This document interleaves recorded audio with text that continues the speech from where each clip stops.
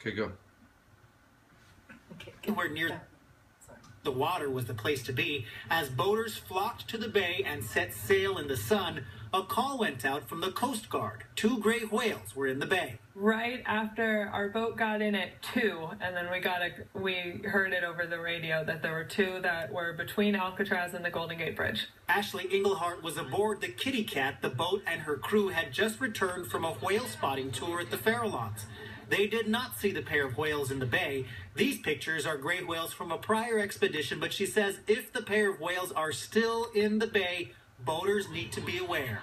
We like to say is follow the Be Whale Wise rules, which means stay 100 yards away as best you can. If you're in a motorized boat, if you see a whale spout, you're within 100 yards, go out of gear. Stop moving, let the whales move around you. Englehart says the last sighting was reported by boaters near the Golden Gate Bridge just before sunset.